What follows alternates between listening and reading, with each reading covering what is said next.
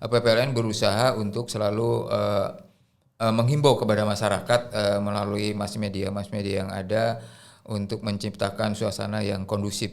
Jadi kita buat pesta besar rakyat Indonesia ini yang riang gembira lah kita untuk terus menjaga silaturahmi kita.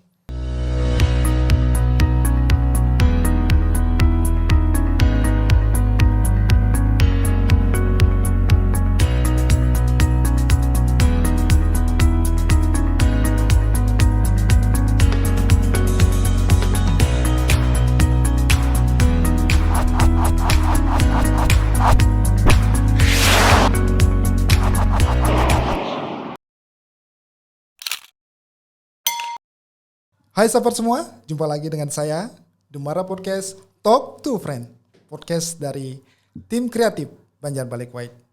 Pada episode kali ini, kita akan mengambil topik yang sedang hangat diperbincangkan di tanah air, yaitu persiapan pemilu 2024. Telah hadir bersama saya, narasumber dari penyelenggara pemilu, sahabat saya, senior saya yang saat ini sedang menjabat sebagai Ketua PPLN Kuwait, Bapak Wahyono Sutrisno. Selamat pagi Pak Wahyono, selamat datang di Demara Podcast. Selamat pagi Pak Gede, terima kasih banyak nih Pak Gede memberi kesempatan kami dari PPLN untuk hadir di sini. Pagi ini saya ditemanin oleh beberapa rekan PPLN. Sebetulnya jumlah PPLN kita ada 5 PPLN plus 3 sekretariat. Yang hadir pada pagi ini ada Pak Edi Rahmat. Pak Edi, dia di bagian data di PPLN-nya. Terus ada Pak Zulkifli dan Ibu Nurleli. Kebetulan Bu Masita sedang cuti jadi tidak bisa hadir. Dan teman-teman sekretariat juga sedang sibuk jadi tidak bisa hadir. Pak Bayu, Bu Umay dan Pak Rifki.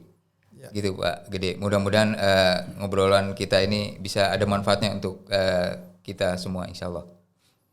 Ya, semua senior semua ini Pak ya, anggota PPLN. Senior ini, pemain lama. Pemain lama, iya. Teman-teman yang belum mengetahui Pak Wahyono, beliau ini salah satu tokoh senior di Kuwait yang sangat aktif dan konsisten dalam melakukan kegiatan-kegiatan kemasyarakatan. Saya dalam beberapa event, beberapa kesempatan sering ketemu kita Pak ya. Betul. Karena kebetulan satu hobi olahraga, kemudian juga kita sama-sama di kepengurusan diaspora IDN Kuwait 2 periode 2019 sampai dengan 2023. Kemarin terakhir kita juga satu tim. Untuk menyukseskan pesta rakyat Pak ya. Saya diminta bantuan untuk dekor-dekor Pak Gede, saya nggak pernah dekor, diajarin sama Pak Gede. Kita belajar sama-sama belajar Pak ya. Akhirnya bisa juga tuh kemarin pesta rakyat. Dan akhir-akhir ini kita sering berkomunikasi terkait dengan persiapan pemilu. Betul. Ya. Yang ngomong-ngomong masalah pemilu nih Pak Wahyono, seperti yang diketahui ada 3 lembaga penting. Penyelenggara pemilu. Yang pertama ada Komisi Pemilihan Umum atau yang disebut dengan KPU. Kemudian yang kedua ada Badan Pengawas Pemilu atau yang disebut dengan Bawaslu. Kemudian yang ketiga adalah Dewan Kehormatan Penyelenggara Pemilu atau DKPP. Sebetulnya apa fungsi dan peranan dari masing-masing lembaga ini? Baik Pak Gede, pertanyaannya mungkin akan saya coba jawab. Jadi KPU sendiri adalah Komisi Pemilihan Umum yang biasa disebut KPU. Dia bertugas melaksanakan pemilu itu Pak Gede. Sedangkan untuk mengawasi pelaksanaan pemilu ada namanya Bawaslu. Sedangkan DKPP itu adalah Dewan Kehormatan yang untuk menangani pelanggaran kode etik di penyelenggaraan pemilu. Sedangkan fungsi ketiga lembaga tadi adalah sama-sama penyelenggara pemilu. Gitu Pak. Berarti DKPP ini boleh dibilang pengawasan yang tingkatnya paling tinggi ya Pak? Ya betul. Dia nanti kalau ada permasalahan-permasalahan diadukan ke Bawaslu nanti penyelesaiannya di DKPP. Ya. Ya. Terus terkait dengan PPLN nih Baik. Pak Wayono, Ya. PPLN itu sebetulnya mungkin teman-teman banyak yang mungkin belum tahu, Ya. bisa dijelaskan sebetulnya apa itu PPLN, lalu seberapa besar sih Ya. peranannya dalam menyukseskan pemilu nanti? Jadi PPLN adalah panitia pemilihan luar negeri. Jadi ini yang pelaksana pemilihan umum dilaksanakan di luar negeri. Ini dibentuk oleh KPU. KPU-nya di luar negeri lah ya Pak ya? Ya, KPU-nya di luar negeri. Jadi dibentuk oleh KPU pusat, dibentuk PPLN. Tadi udah saya sebutkan PPLN di Kuwait ada 5 orang dan ditambah 3 sekretariat. Sebelumnya perannya tadi ya maksudnya ya. Ya ini sangat besar karena satu suara pun itu sangat mempengaruhi ya. Jadi PPLN ini ada di 95 negara, total PPLN ada 128 PPLN.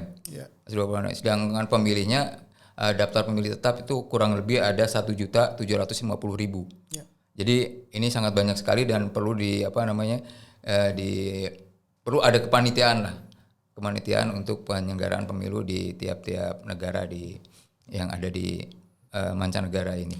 Boleh dibilang sebetulnya PPLN ini yang punya hajat ya Pak ya, penyelenggara utama ini, yang melaksanakan betul. Yang melakukan sosialisasi daripada pemilu itu untuk meningkatkan partisipasi daripada pemungutan suara nanti, gitu Pak ya? Ya betul. Jadi tugas saya ini sangat lumayan berat juga karena selain menyiapkan nanti pelaksanaannya, tentu juga harus menyiapkan pemilih dari mulai awal pemilih itu daftar pemilih sementara sampai nanti akhirnya ditetapkan daftar pemilih tetap. Nanti malah sampai menjelang pemilu tuh kita masih menerima pemilih. Selain lembaga penyelenggara pemilu, ada juga badan ad hoc pemilu. Ya, sebetulnya apa saja, yang mana saja yang termasuk badan ad hoc pemilu ini, lalu apa Pak juga tugas dan fungsinya? Baik Pak Gede, ad hoc adalah yang kalau kita ingat artinya menerangkan suatu panitia atau organisasi yang dibentuk untuk dalam jangka waktu tertentu.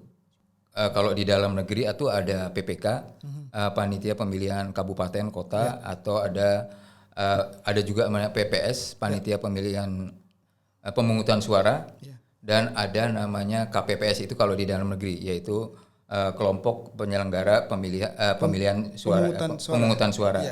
Plus sebelum itu itu ada namanya Pantarlih. Ya.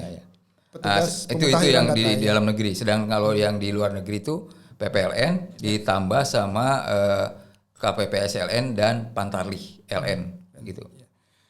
Jadi badan ad hoc ini sebetulnya dibentuk untuk membantu PPLN dalam melaksanakan tugas-tugasnya sebagai penyelenggara atau pelaksana pemilu ya Pak. Betul. Kalau tadi kita membahas tentang siapa yang menjadi penyelenggara pemilu. Pertanyaan berikutnya mungkin siapa yang menjadi peserta pemilu Pak nanti? Baik, tentu peserta pemilu itu adalah partai yang sudah memenuhi syarat untuk sebagai pemilu. Terus yang kedua partai politik maksudnya. Partai politik ya, partai politik, dan terus capres, cawapres. Ada berapa partai politik yang ikut kontestasi pemilu? Pemilu untuk 2024 ini partai yang telah lolos memenuhi syarat untuk ikut pemilu 2024 ini ada sekitar 24 partai. Ya, terdiri dari 18 partai nasional dan 6 partai Aceh lokal, 6 partai lokal Aceh. Sedangkan di Kuwait sendiri ini ada perwakilan dari 18 partai nasional itu ada perwakilan di sini ada 5 partai. Oh, ada juga di Kuwait Pak ya? Oh ya, betul. Kalau saya boleh sebutkan, yang pertama adalah PKB, terus partai PKS ada, terus ada partai PDIP, partai Demokrat dan Gerindra. Itu jadi dia punya perwakilannya di Kuwait. Semua partai-partai besar semua. Semua partai-partai besar. Cukup seru nih Pak Gede. Untuk mewujudkan pemilu yang aman, lancar dan sesuai dengan asas pemilu, luber dan jurdil, ada serangkaian tahapan-tahapan pemilu yang harus dilaksanakan.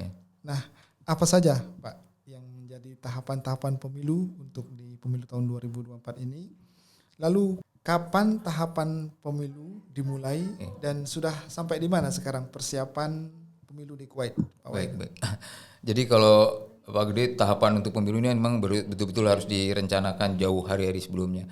Jadi tahapan pemilu dari awal dari pusat itu dimulai 14 Juni tahun 2022. Tahun lalu ya, Pak ya? Ya, setahun yang lalu ya. Nah, sedangkan di Kuwait sendiri kita mulai PPLN mulai bekerja yaitu mulai Februari tahun 2000. Ini perjalanan data ini mulai Februari sampai sekarang. Jadi kita menerima data awal itu 3.208 pemilih ya dari awal. Terus dilakukan dalam bulan Februari ini kita membentuk yang namanya Pantarli. Ya.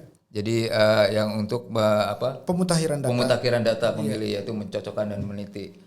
Setelah itu dia bertugas Februari sampai April Pantarli. Kita dapat 3.472. Jadi ada peningkatan. Kenapa ini? Karena di Kuwait ini banyak PMI yang baru datang. Makanya kita ada peningkatan. Terus DPS ini kita di-share ke masyarakat melalui media-media yang ada untuk mendapat tanggapan. Setelah kita di-share dan kita tetap pada antara bulan April sampai Mei ini kita melakukan namanya sosialisasi. Jadi kita PPLN karena Pantarli udah selesai, jadi PPLN bekerja untuk sosialisasi ke masyarakat, kelompok-kelompok masyarakat dan beberapa kelompok masyarakat. Akhirnya kita mendapatkan ada penambahan 3.563 ini di bulan Mei. Naik terus ya. Jadi ini namanya daftar pemilih sementara hasil perbaikan. Setelah kita suruh ke masyarakat, ada masukan-masukan dari masyarakat plus pendaftar baru, akhirnya ada peningkatan gitu. Antara Mei sampai Juni kita masih ada sosialisasi, ada sosialisasi yang kalau nggak salah yang pertama di Movenpick kita pernah jadi mengundang masyarakat Indonesia, yang terakhir kemarin di Movenpick. Jadi kita berjumlah ada 3.630 pemilih ya. Ini kita sudah tetapkan dari DPS HP menjadi daftar pemilih tetap. Ini sudah tetap, ini sudah dikunci, jadi daftar pemilih tetap kita hanya 3.630 gitu Pak. Sedangkan tahapan yang sampai sekarang ini bulan Desember ini kita masih namanya tahapan daftar pemilih tambahan luar negeri. Jadi syarat untuk daftar pemilih tambahan ini adalah bahwa dia harus sudah terdaftar di daftar pemilih tetap.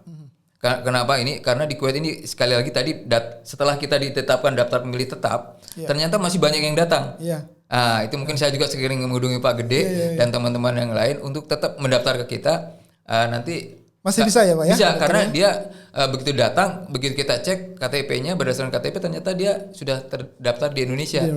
Dia harus dipindahkan. Karena memilihnya di Kuwait, harus dipindahkan ke Kuwait, namanya DWTB.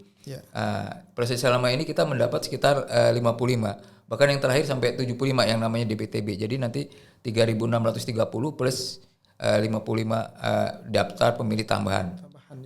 Dan kita tidak sampai berhenti di situ saja Pak Gede. Jadi kita tetap menerima pemilih sampai nanti pas pemilu. Sampai pemilu. Hari H. Karena apa? Mungkin ada yang baru datang. Jadi dia tidak terdaftar di DPT ataupun di DPTB. Nanti itu namanya daftar pemilih khusus. Jadi nanti daftar pada saat 1 jam sebelum pemilihan ditutup, acara pemilihan pencoblosan. Gitu Pak Gede. Jadi persiapan kita sampai akhir. Kalau melihat data ini ternyata sosialisasi itu cukup efektif ya Pak ya untuk meningkatkan minat pendaftaran masyarakat Indonesia di Kuwait. Jadi setiap ada kegiatan masyarakat kita PPLN selalu kalau bisa hadir di situ sosialisasi. Panas-panas, hujan-hujan juga nggak apa-apa. Kolaborasi dengan kegiatan semua kegiatan Pak ya. Siap. Dan tahapan yang terakhir kalau nggak salah ini sekarang sudah pembentukan KPPS ya Pak ya. Alhamdulillah kita KPPS kemarin kita bentuk di awal Desember. Jadi untuk Kuwait ini kita ada 8 TPSLN. Jadi kita 8 TPSLN dan dibutuhkan 1 KSK.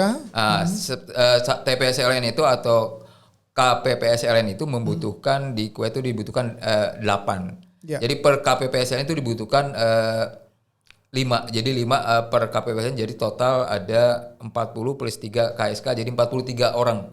Mengenai animo masyarakat Indonesia di Kuwait, Pak, bagaimana animo masyarakat terhadap pemilu? Maksud saya dari pemilu ke pemilu, dari tahun ke tahun ini. Baik, 2024. Jadi beberapa kali kami mengadakan sosialisasi. Jadi setiap masyarakat yang hadir dia selalu antusias untuk mendaftarkan untuk pemilu. mendaftarkan diri ya. Kalau ya betul. Kalau untuk ditanyakan dari tahun ke tahun, kita kembali ke tahun 2014. Itu dari jumlah daftar pemilih tetap yang hadir pada saat pencoblosan itu tidak nyampe 50%. Ya. Begitu tahun 2019, alhamdulillah kita meningkat hampir mendekati 70%.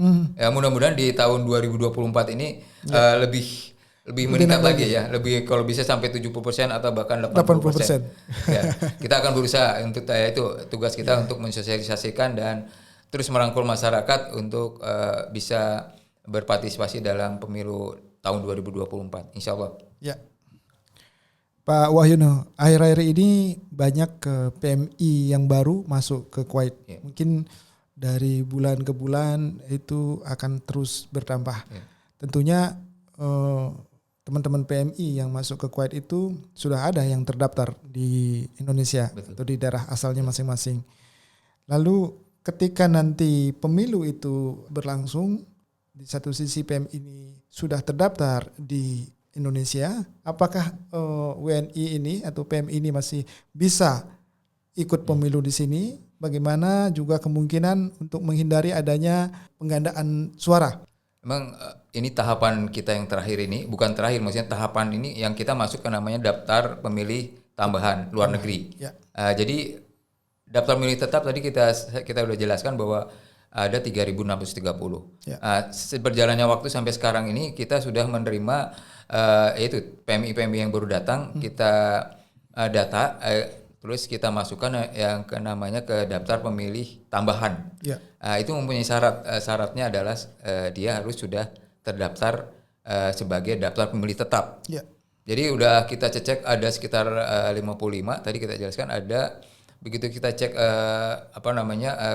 KTP-nya, ternyata mereka udah terdaftar di Indonesia. Jadi kita pindahkan di sini. Itu ada di Sidali, jadi kita udah pindahkan ke untuk memilih di Kuwait. Itu nanti bisa berubah di data pusat Pak ya? Di data Indonesia. Pusat mungkin tidak berubah. Misalnya kalau di DPT kita ada 360, 3.630 tetap namanya ada. Cuma nanti dia kalau yang pindah dari Kuwait misalnya ke Indonesia gitu ya, itu tetap namanya ada, cuma nanti ada note di situ. Note bahwa dia udah pindah. Ya sama juga nanti teman-teman yang yang datang ke sini nanti masuk DPTB, nanti berarti berkurang di sana di datanya di Indonesia. Tapi nanti ada note-nya aja. Jadi DPT-nya tidak berubah. Tapi dia nanti pindah ke sini. Itu kita udah dapat 55. Jadi kita ini sampai nanti bulan minus 7 kita masih namanya nerima DPTB. DPTB LN. Itu ada persyaratannya, itu bisa pindah memilih, pindah kerja, atau dia misalnya sakit, itu bisa. Nanti kalau yang minus 30 ada persyaratannya gitu Pak Gede. Jadi teman-teman yang mungkin mau berangkat ke Kuwait, dapat pekerjaan di Kuwait, sudah mendaftar di Indonesia, lalu belum sempat mendaftar di Kuwait, jangan khawatir. Pada saat pemilu nanti dipastikan akan bisa ikut. Begitu Pak ya? Gitu. Betul. Jadi nanti teman-teman yang baru datang ke Kuwait, kami bisa mendaftarkan ke kami untuk namanya daftar pindah memilih ya. Dengan syarat sudah terdaftar sebagai daftar pemilih tetap. Jadi kita nerima. Bahkan kalau seandainya teman-teman belum terdaftar sebagai daftar pemilih tetap, kita masih menerima pada saat pemilihan itu dilaksanakan ya. 1 jam sebelum ditutup, insya Allah. Okay. Pak Wahyono, metode apa yang akan diterapkan nanti di pemilu 2024 untuk di Kuwait? Mengingat sebagian besar calon pemilih di Kuwait, PMI yang bekerja di berbagai sektor, yang mana kita ketahui tidak semua PMI yang bisa dengan mudah untuk minta izin pada atasannya, belum lagi kendala transportasi, yang mana kita ketahui juga masyarakat Indonesia tinggal tersebar di berbagai region di Kuwait. Baik. Jadi kalau metode kalau nasional itu sebetulnya ada 3. Yang namanya metode TPSLN. Yang kedua adalah metode KSK atau disebut kotak suara keliling. Dan yang ketiga adalah metode POS. Sedangkan yang kita pakai di Kuwait, kita yang pertama tadi sebentar Pak, yang pertama metode TPS yaitu tempat pemilihan suara ya. Pemilihan suara ya. Yang kedua adalah tadi KSK. Jadi KSK. Kita nanti KSK apa Pak singkatannya? Kotak suara keliling. Kotak suara keliling. Kita jadi keliling, keliling ya. Keliling. Jadi tapi nanti kita mungkin hanya menentukan titik-titik. Jadi nggak semua tiap orang didatangi. Jadi kita menentukan titik yang tempat kira-kira nanti berapa orang bisa berkumpul di situ gitu. Jadi petugas menjemput pemilih ya. Terus yang terakhir POS. Jadi di Kuwait sendiri hanya menggunakan 2 metode, yaitu metode TPS dan KSK. KSK. Iya. Yang ini yang sudah berlangsung juga sudah Pak berlangsung ya pemilu ya. Pada saat pemilu nanti di tempat pemungutan suara, kalau di Indonesia kalau nggak salah ada 5 lembar surat suara ya Pak ya. Pertama itu surat suara untuk pemilihan presiden dan wakil presiden. Kemudian kedua itu surat suara untuk DPR RI. Kemudian yang ketiga itu DPRD RI. Kemudian ada DPRD provinsi dan terakhir DPRD kabupaten. Nah, bagaimana dengan pemilu di luar negeri? Ada berapa surat yang dicoblos? Mungkin ini teman-teman juga perlu tahu nih Pak. Betul. Iya.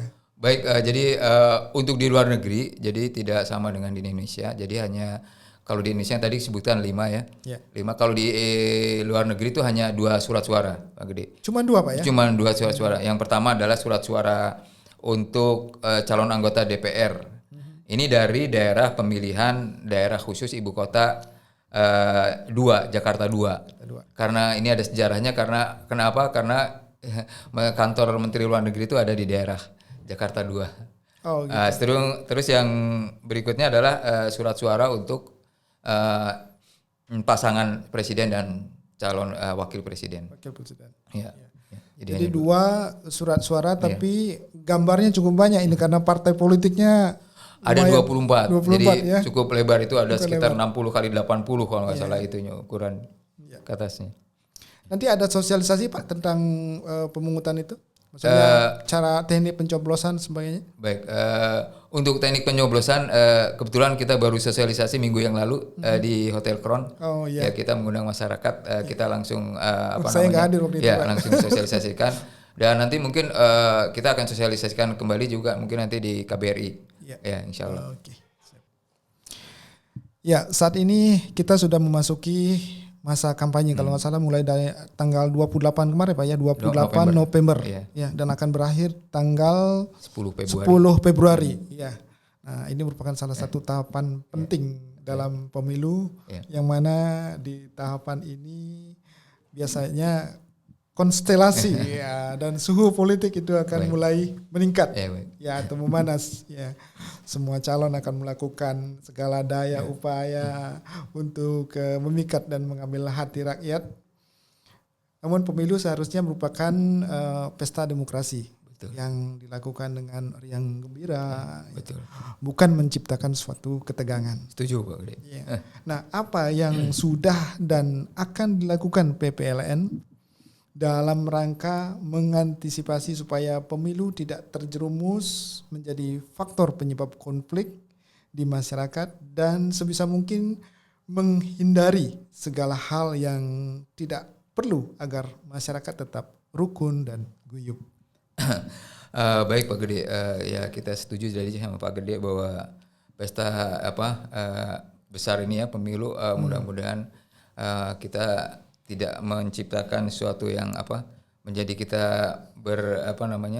berselisih ya. Kita harus tambah guyup gitu ya. Jadi untuk pada saat kampanye ini kebetulan kita ada rekan kerja kita di PPLN tadi udah disebutkan, ada kalau di luar negeri itu namanya Panwaslu ya, luar negeri.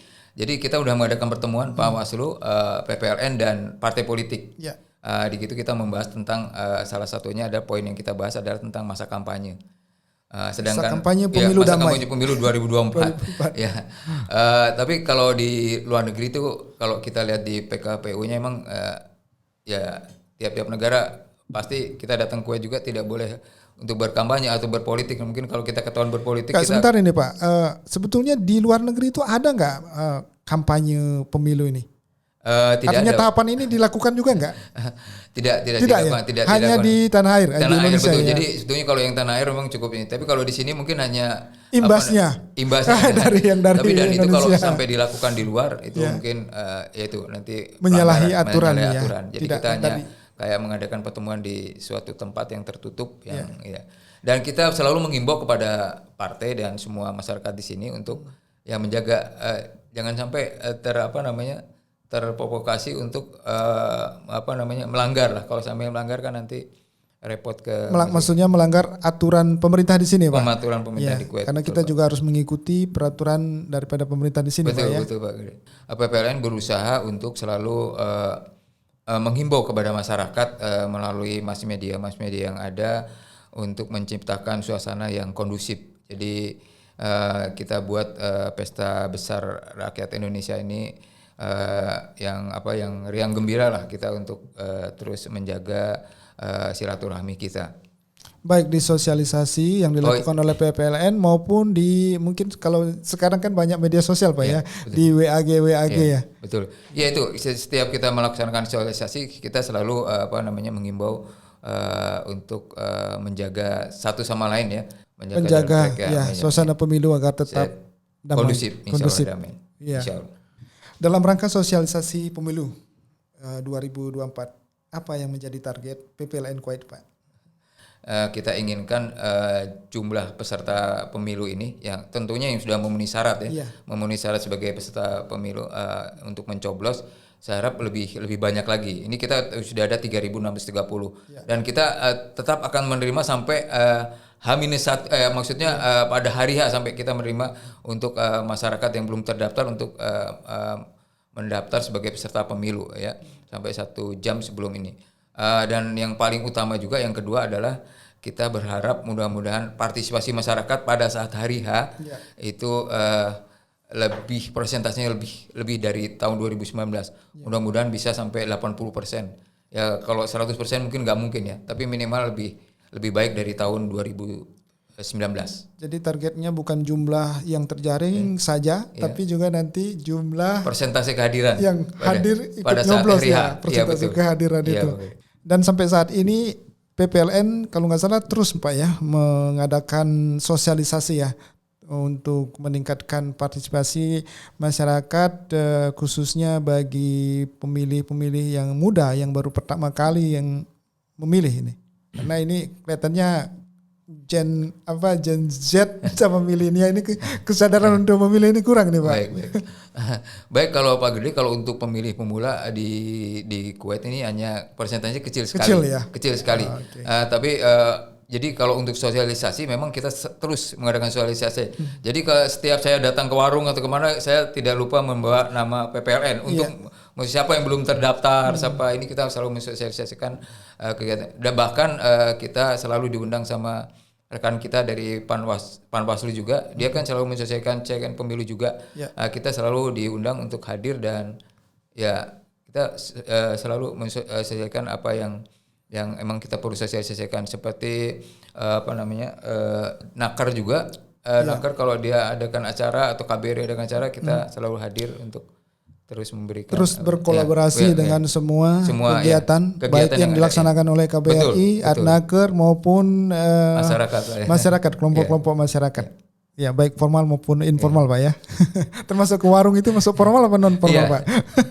Sampai ulang tahun juga Pak ya? Ulang tahun ikut Pak Edi yang nggak pernah ikut.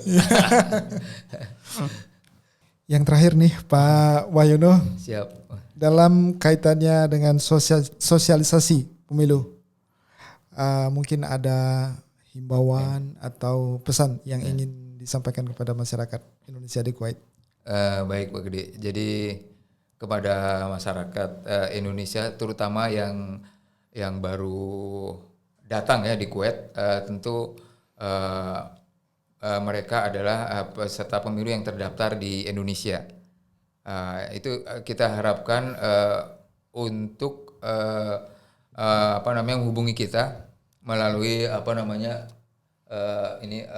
link kita yang sudah terlihat di sini, bahwa rekan-rekan bisa mendaftarkan atau nanti menghubungi kita langsung untuk menjadi daftar pemilih, untuk pindah memilih ya, daftar pindah memilih. Kalau seandainya belum terdaftar sebagai daftar pemilih tetap, kita nanti akan catat sebagai daftar pemilih khusus. Jadi kita harapkan itu, dan untuk menjaga kita harapkan masyarakat Indonesia yang ada di Kuwait dalam tahapan pemilu ini dari hari ke hari nanti sampai menjelang hari H, saya harapkan bisa menjaga suasana di pemilu di Kuwait ini dengan kondusif ya. Sehingga pemilu di Kuwait ini dapat berjalan dengan lancar dan insya Allah sukses, damai. Terima kasih Pak Wayono, sangat menyenangkan sekali perbincangan kita di pagi hari ini. Sekali lagi terima kasih atas kunjungannya ke Demara Podcast bersama teman-teman PLN. Ada Pak Edi Rahmat, ada Pak Zulkifli, kemudian ada Bu Leli. Luar biasa teman-teman PPLN ini kompak di luar dan di dalam lapangan. Baik Pak Gede, sekali lagi saya juga terima kasih atas kesempatan ini. Mudah-mudahan ini bisa membantu masyarakat juga ada masukan untuk pemilu ini. Mudah-mudahan nanti yang belum daftar untuk segera daftar. Dan sekali lagi terima kasih. Mudah-mudahan Demara ini insya Allah tambah sukses dan tidak kapok untuk mengundang PPLN. Mungkin nanti jangan saya yang bicara, mungkin rekan kami ada Pak Jul, ada Pak Edi Rahmat, ada Bu Nureli. Insya Allah mungkin kita bisa berkolaborasi kembali. Terima kasih. Jangan lupa di like and subscribe ya Pak ya. Oh, otomatis. Otomatis ya. Terima kasih Pak Gede. Demikian tadi perbincangan saya bersama Ketua PPLN Kuwait, Bapak Wahyono Sutrisno. Semoga perbincangan kita di pagi hari ini bisa bermanfaat dan memberikan gambaran yang lebih jelas tentang pemilu tahun 2024 nanti. Jangan lupa gunakan hak suara Anda untuk memilih calon pemimpin yang terbaik dan wakil-wakil terbaik yang akan duduk di gedung DPR. Satu suara Anda menentukan masa depan bangsa dan negara dalam 5 tahun ke depan. Demara Podcast, Talk to Friend. Sampai jumpa pada episode berikutnya.